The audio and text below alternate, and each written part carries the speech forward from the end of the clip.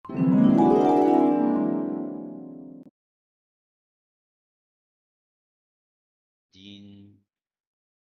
الله على نبينا وسيدنا محمد وعلى آله وصحبه أجمعين أما بعد. Kita panjatkan puja dan puji syukur kehadirat Allah Subhanahu wa taala. Pada kesempatan malam yang berbahagia kali ini, hari Rabu malam Kamis tanggal 29 Jumadal Ula 1447 Hijriah, atau yang bertepatan dengan tanggal 19 November 2025, kita kembali diberi kekuatan, kesehatan, hidayah, serta taufik dari Allah Jalla wa'ala, sehingga kita bisa kembali menghadiri pengajian rutin tafsir Al-Quran di Masjid Agung Darussalam Purbalingga.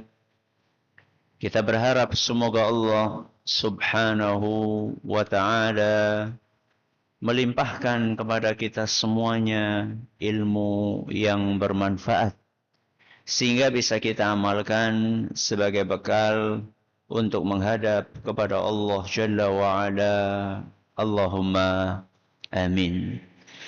Salam dan salam semoga senantiasa tercurahkan kepada junjungan kita Nabi Agung Muhammad sallallahu alaihi wasallam, kepada keluarganya, sahabatnya, dan umatnya yang setia mengikuti tuntunannya hingga di akhir nanti.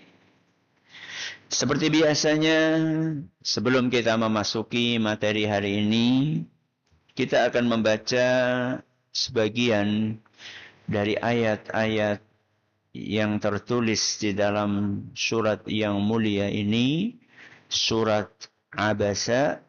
Semoga Allah Subhanahu wa ta'ala memberkahi majlis kita.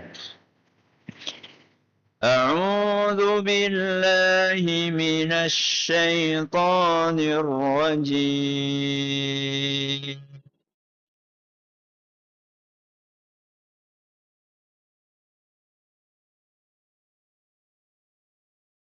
Bismillahirrahmanirrahim.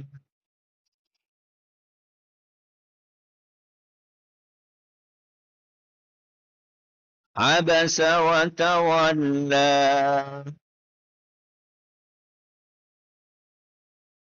an ja'ahu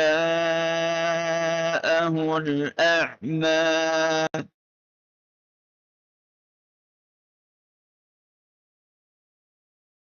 وَمَا يُدْرِيكَ لَعَلَّهُ يَزَّكَّىٰ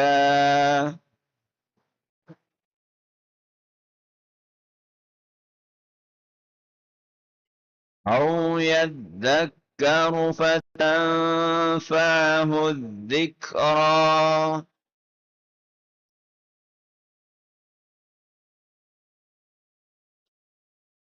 أَمَّا مَنِ اسْتَغْنَىٰ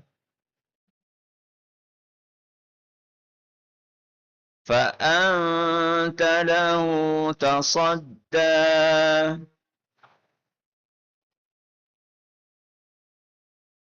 وَمَا عَلَيْكَ أَلَّا يَزَّكَّىٰ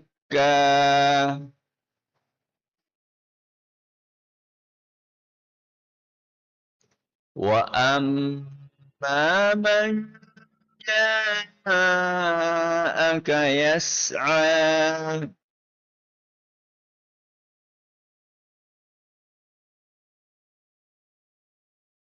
وَهُوَ يَخْشَىٰ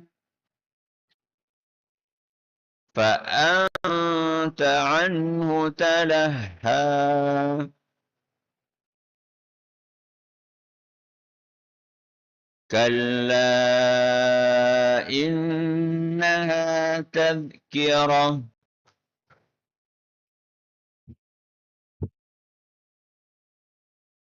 Para hadirin dan hadirat sekalian, serta para pendengar dan pemirsa rahimani wa rahimakumullah.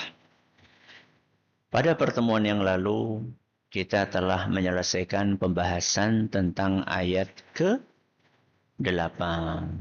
Apa bunyinya? Wa amma man ja'aka yas'a. Apa artinya? Adapun orang yang datang kepadamu dengan bersegera. Adapun orang yang datang kepadamu dengan bersegera. Siapa orang itu? Ibnu Ummi Maktum. Yang didatangi oleh beliau siapa? Rasulullah sallallahu alaihi wasallam. Ayat itu menggambarkan bagaimana semangat lahiriah Ibnu Mas'ud. Ibnu Ummi Maktum. Semangat nopo? Lahiriah. Lahiriah sih nopo? Cingketon. Yang kelihatan. Apa yang kelihatan?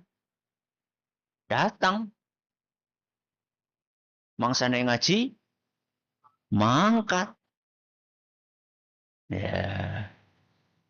Ketika di majelis, nopo? Menyimak, fokus. Ada hal yang penting, ditulis. Setelah ditulis, dihafalkan. Ini namanya semangat yang sifatnya lahiriah. Allah Azza wa Jalla di ayat selanjutnya, yaitu di ayat yang ke-9, yang akan kita bahas malam hari ini, menjelaskan bahwa Ibnu Ummi Maktum ini gak cuma punya keunggulan secara lahiriah saja. Akan tetapi beliau juga punya keunggulan secara batiniyah.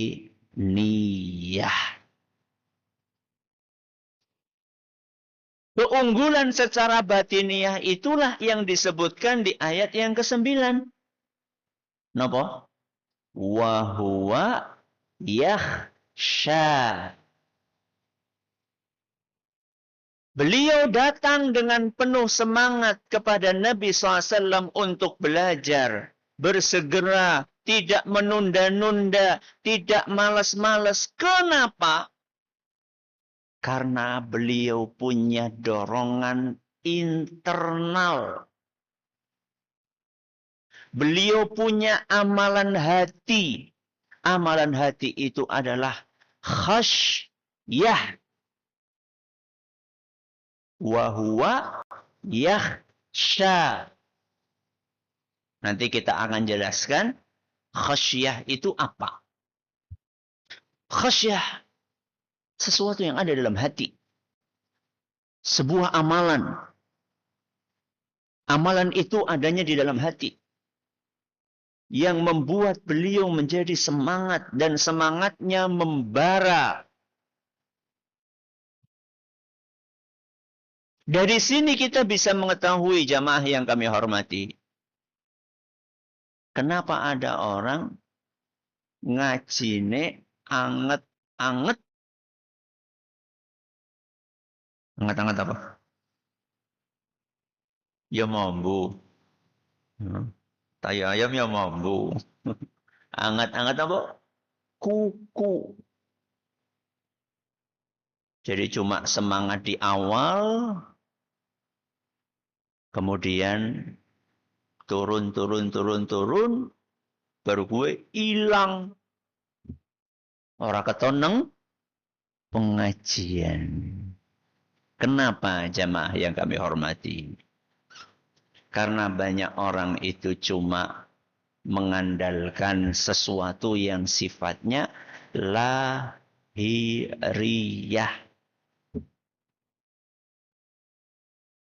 Belum ada dorongan yang sifatnya batiniyah.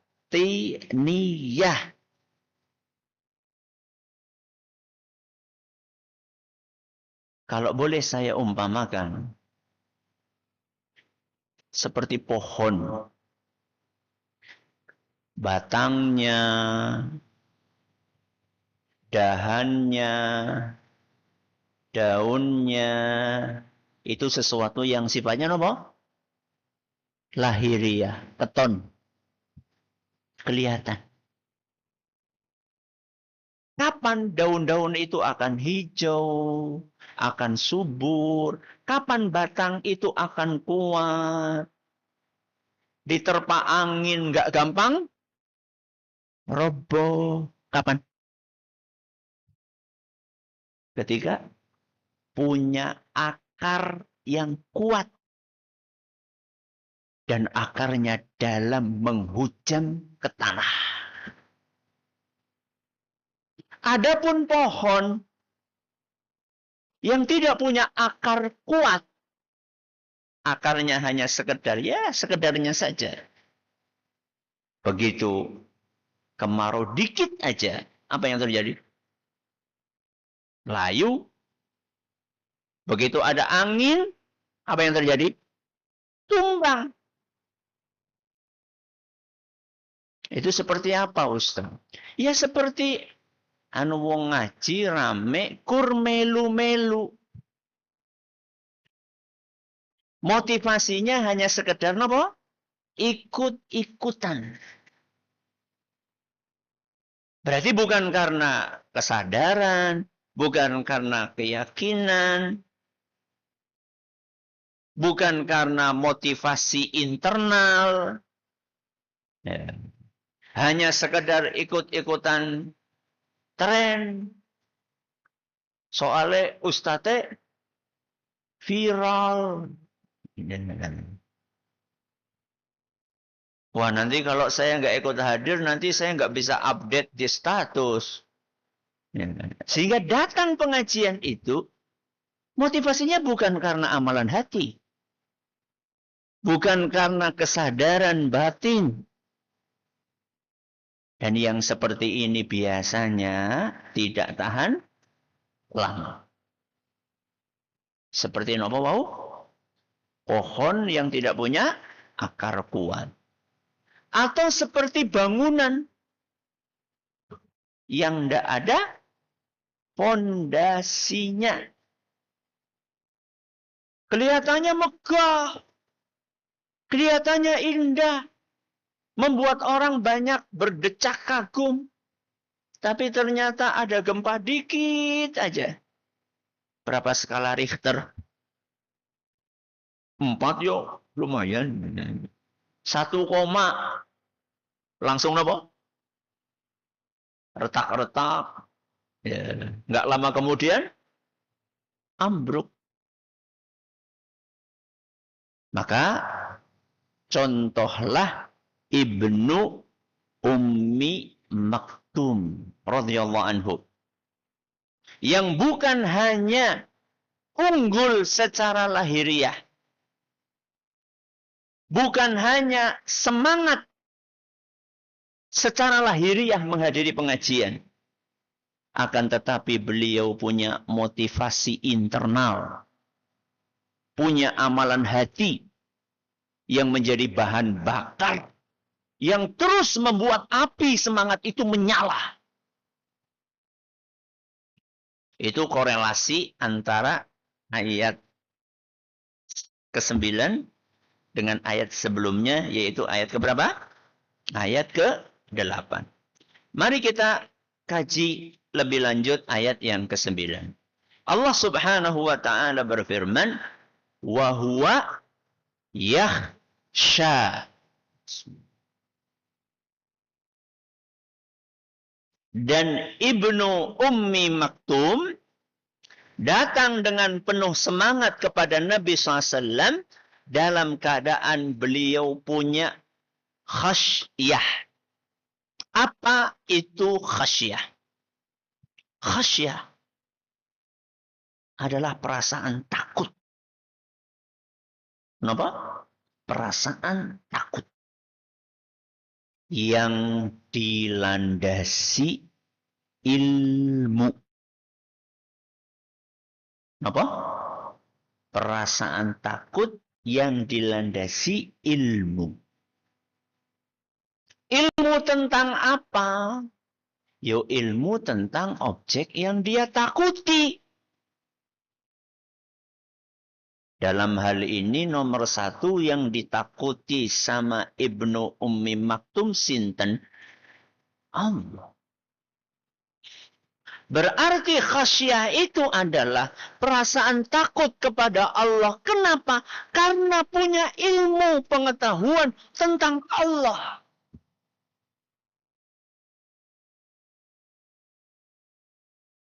Dia mengerti tentang Asmaul Husna, nama-nama Allah yang mulia. Dia belajar tentang sifat Allah yang sempurna. Karena dia ngerti tentang Allah itulah muncul perasaan apa? Takut. Itulah khasyah. Berarti khasyah itu adalah perasaan takut yang dilandasi apa? Ilmu. Terus apa lagi? Dan dilandasi pengagungan. Dilandasi apa? Pengagungan. Pengagungan kepada siapa? Yo, kepada Allah. Kenapa dia mengagungkan Allah? Karena ilmu dia tentang Allah itu membuat dia mengerti betapa besarnya Allah.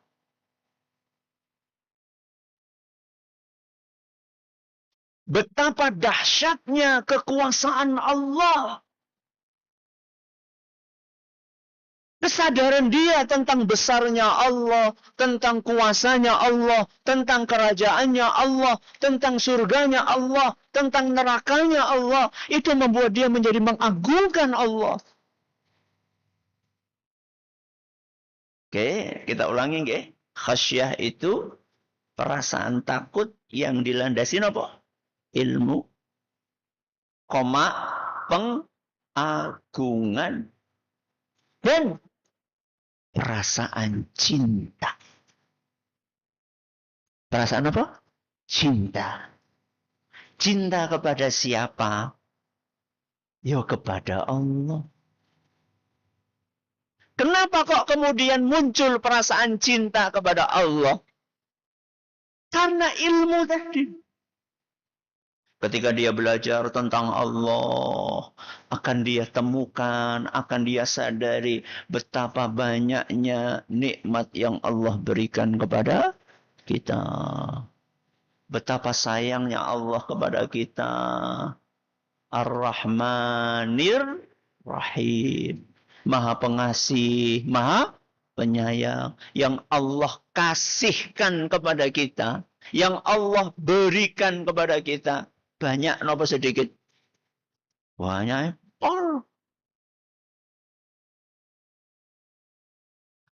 Kesempatan yang Allah berikan kepada kita untuk memperbaiki diri, untuk bertaubat, untuk minta ampun. Kesempatan itu Allah berikan kepada kita sekali atau berkali-kali. Berulang kali. Selama nyawa belum sampai ke tenggorokan. Ketika kita menyadari betapa sayangnya Allah kepada kita, betapa banyaknya nikmat yang Allah berikan kepada kita, muncullah perasaan cinta. Sehingga khasyah, kita ulangi, adalah perasaan takut yang dilandasi ilmu, pengagungan, dan perasaan cinta. Berarti khasyah itu sama atau tidak dengan perasaan takut biasa? Sama atau tidak? Enggak sama. Perasaan takut biasa itu kadang-kadang nggak ada landasannya. Nggak ada landasan. Kecuali hanya cerita-cerita jerene. Mau tahu contohnya? Takut apa? Wewe gombel. Takut sundel bolong.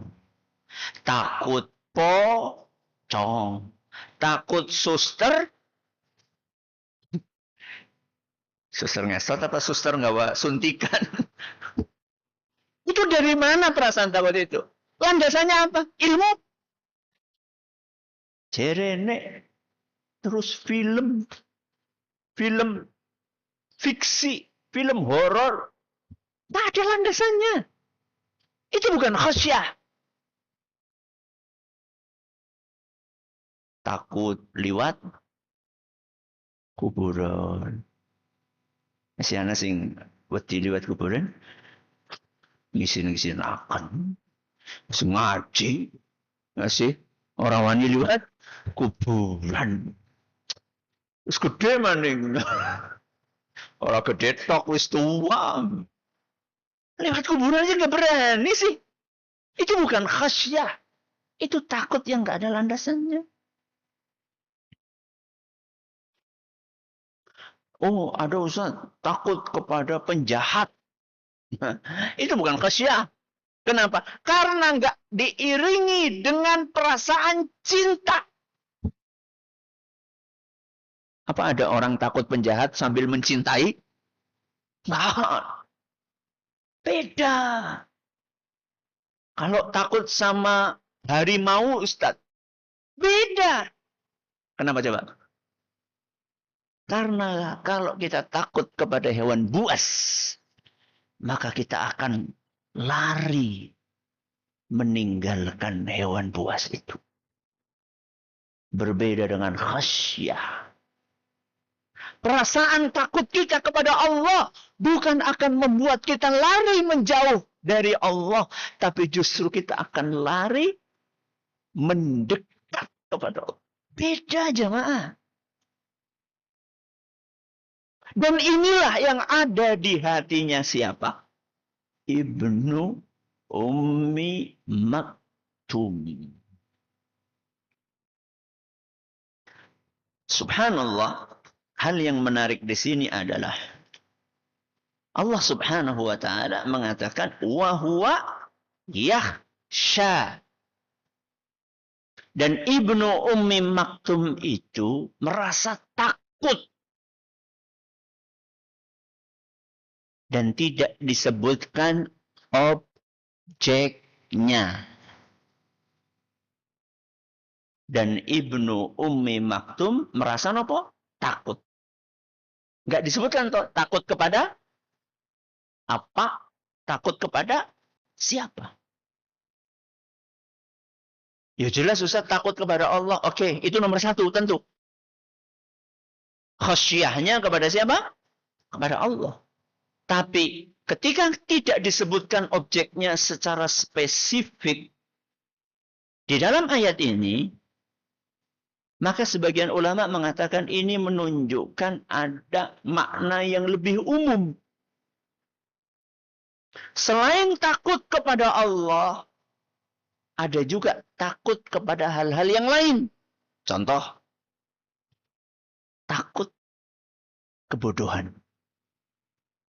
Takut apa? Kebodohan. Jadi, Ibnu Ummi Maktum belum merasa takut. Takut apa? Takut nggak tahu ilmu agama. Takut nggak tahu wahyu yang diturunkan oleh Allah Subhanahu wa taala kepada nabinya.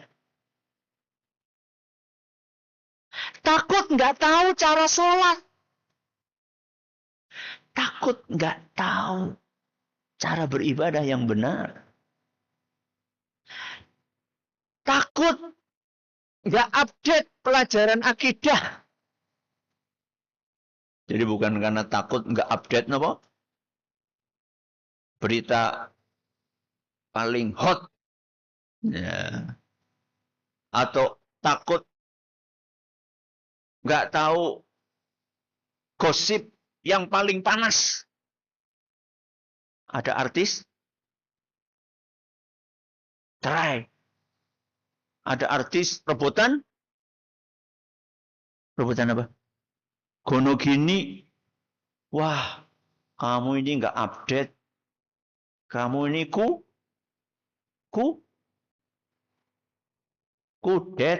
Wah, beda generasi.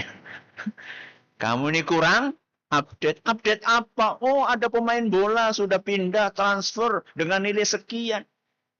Itu receh itu. Update info-info seperti itu buat seorang muslim itu receh. Seorang muslim itu adalah merasa takut nggak tahu akidah yang benar. Merasa takut ketinggalan pengajian tafsir. Merasa takut nggak tahu cara sholat yang benar, cara puasa yang benar. Jadi perasaan takut di sini objeknya nggak disebutin.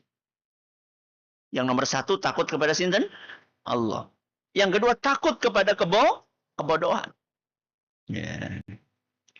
Kemudian juga takut akan dosa. Takut akan dosa. Kenapa? Karena dosa itu efek buruk yang ditimbulkannya luar biasa, sangat dahsyat untuk merusak kehidupan kita. Oke? Wahuwa yahsya. Kemudian yang harus diperhatikan jamaah yang kami hormati, yang pernah belajar bahasa Arab. Nah, jadi saya mau tanya yang pernah belajar bahasa Arab. Yang belum? Yang belum? Ngurungokakan. Saya tanya yang pernah belajar bahasa Arab. Yahsya. Fi'il apa? Fi'il mudhari'. Fi'il mudhari'. Nek bahasa Inggris kan wonten past tense, wonten apa? Present tense. Present tense itu apa? Sekarang. Kalau present tense itu berlaku juga untuk besok nggak? Hah? Di sing guru bahasa Inggris? Hah? Atau hanya sekarang aja? Sekarang dong. Tanggung jawab loh, direkam loh. Nah, bapak poin jenengan itu nyong. Kalau fi'il mudhari itu kata kerja yang menunjukkan aktivitas sekarang, besok, dan seterusnya. Itu fi'il apa?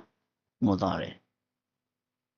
Dan Allah Azza wa Jalla menggambarkan sisi kelebihan Ibnu Ummi Maktum di dalam ayat ini, yakhsha, menggunakan fi'il mudhari. Yang menunjukkan apa? Yang menunjukkan bahwa perasaan ini konsisten. Berkesinambungan.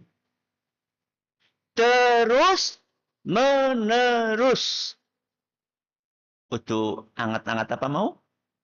Kuku. Bukan. Yakhsha. Perasaan takut itu, perasaan khasyah itu selalu ada di dalam hatinya Ibnu Ummi Maktum. Dan ini yang kita butuhkan jamaah. Yang kita butuhkan di dalam keseharian kita. Bukan sekedar sholat.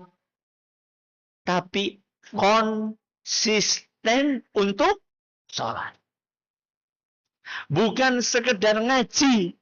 Tapi konsisten untuk ngaji.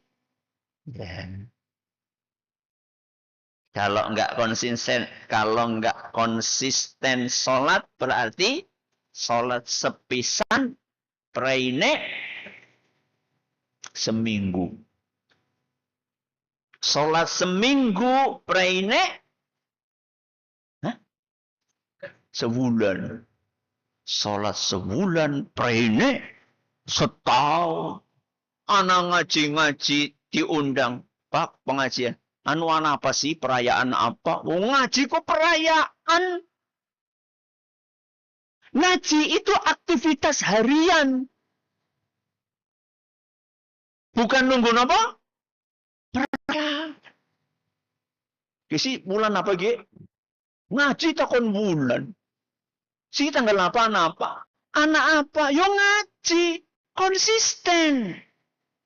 Saya tanya sama jenengan. Setiap pagi, kita berdoa apa coba? Allahumma inni as'aluka ilman nafi'an wa rizqan thayyiban wa amalan mutaqabbalan. Nomor 1 apa? Ilman nafi'an. Ya Allah, aku mohon kepadamu ilmu yang bermanfaat. Saya tanya, itu kita minta setahun berapa kali? Hah? Ketika perayaan? Bukan. Itu kita minta setiap hari. Berarti setiap hari harus nyari. Nyari apa? Nyari ilmu apa ya? Nyari duit. Ya lorone, Ustaz. Kan butuh mangan. Iya. Kan nomor 1-nya ilman nafi'an dulu. Nomor 2 baru apa? Respon thayyiban. Nomor 3, amalan mutaqabbala. Berarti kita harus konsisten mencari ilmu, boleh duit, ya, sing halal, yang baik, ya, wa amalan mutaqabbala, dan beramal yang kira-kira bisa diterima sama Allah Subhanahu wa taala. Terakhir, dari ayat ini kita bisa mengambil sebuah pelajaran berharga. Bahwa ngaji itu, jamaah, harus ada efeknya. Kenapa? Ngaji itu harus ada efeknya. Alias ngaji gue kudu ngefek. Kudu apa? Ngefek. Ngefek siapa? Ya ada pengaruhnya. Apa pengaruhnya, Ustaz? Yakhsha. Pengaruhnya apa? Yakhsha. Ngaji itu harus menumbuhkan keimanan. Bukan hanya sekedar kita mengetahui sebuah pengetahuan. Bukan sekedar kita memahami sebuah teori. Buat apa kita ngerti teori kalau nggak pernah dipraktekkan? Buat apa kita punya ilmu kalau nggak diamalkan? Sehingga pelajaran pentingnya adalah ngaji harus apa? Ngefek. Harus ada efek perubahan di dalam kehidupan kita. Perubahan menuju ke arah yang lebih baik. 1. Hablum minallah. 2. Hablum minan nas. Perubahan itu kelihatan. 1. Hablum minallah. Hubungan kita sama Allah. Contohnya Ustaz. Sholat. Sebelum ngaji, sholatnya bolong. Bareng ngaji. Malah subuhannya telat. Wonten? Ada atau tidak? Bareng ngaji malah ora subuhan. Wonten? Wonten. Mulainya jam 12. Bubare jam 2. Ya arep. Nembe turu 2 jam kon tangi. Terus subuhannya kapan? Jam 7. Iya nek sholat. Apa ini membawa perubahan? Enggak. Enggak membawa perubahan dalam kehidupan. Anak ngaji, mendem. Bayangkan, karo ngaji, karo mendem. Anak ngaji, malah joget. Ngaji itu harus membawa perubahan di dalam diri kita. Kita menjadi lebih takut. Yaksha, lebih takut kepada Allah. Bukan malah kita banyak berbuat maksiat ketika pengajian. Hablum minallahnya itu terus naik, terus dekat sama Allah Subhanahu wa taala. Baca Qur'ane tambah nopo? Rajin. Ora kakeyan dolanan HP. Sudah mulai menata hidupnya, punya prioritas di dalam aktivitas yang dia kerjakan. Kemarin-kemarin mungkin sebelum mengaji, waktunya lebih banyak digunakan untuk hal-hal yang kurang bermanfaat, yang tidak mendatangkan ridho Allah. Setelah ngaji, mulai dia menata hidupnya. Oh, ini kurang bermanfaat.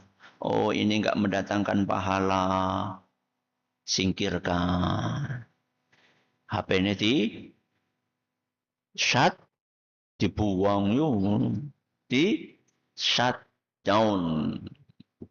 Qur'annya dibuka. Ya. Jadi enggak cuma update status, update pahala. Ya. Oke. Enggak cuma scroll apa? HP, tapi buka Al-Qur'an gitu.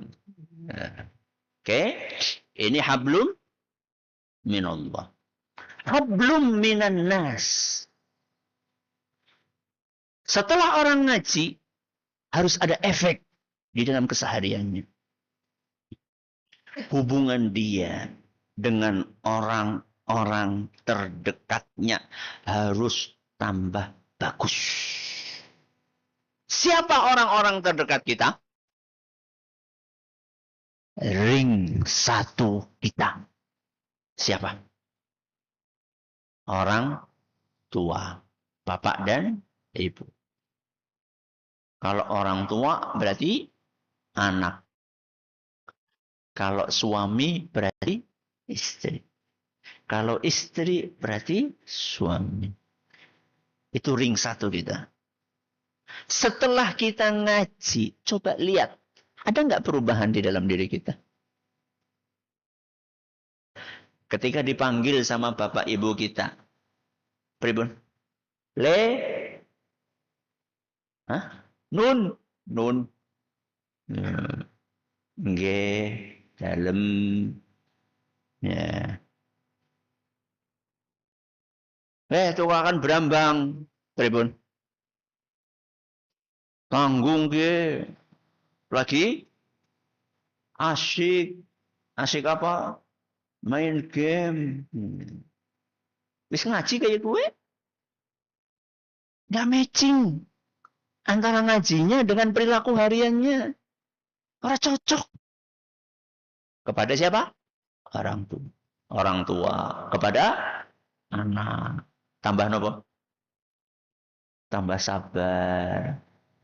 Ya. Anak minta ditemani untuk main. Pripun? Sekarang emang ibunya baik. Bapak lagi sibuk. Sibuk apa? HP ya. Mengone ibune. Mana ngone bapak kek? Ibu lagi sibuk. Sibuk apa? HP-an. Akhirnya anak jadi bal pingpong. Dilempar dari sana ke sini. Kita udah ngaji. Sudah ngaji harus beda. Suami setelah ngaji harus tambah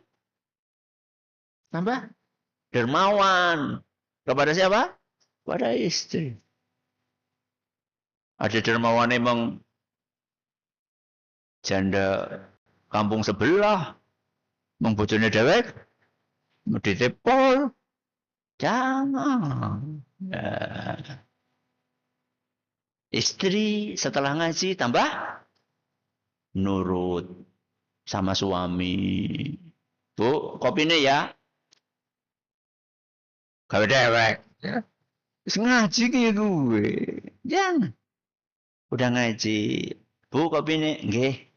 Ya, segera dilakukan. Itu namanya efek positif. Ini pelajaran yang kita ambil dari ayat yang kita pelajari malam hari ini. Semoga apa yang kita pelajari bermanfaat untuk kita semuanya. Terima kasih atas perhatiannya. Mohon atas segala kurangannya. Kita akhiri. Subhanakallahumma bihamdika asyhadu an la ilaha illa anta astaghfiruka wa atubu ilaik. Wa sallallahu ala nabiyyina Muhammadin wa ala alihi wasallam. Assalamualaikum warahmatullahi wabarakatuh. Jangan lupa untuk subscribe dan share bila kajian ini dirasa bermanfaat.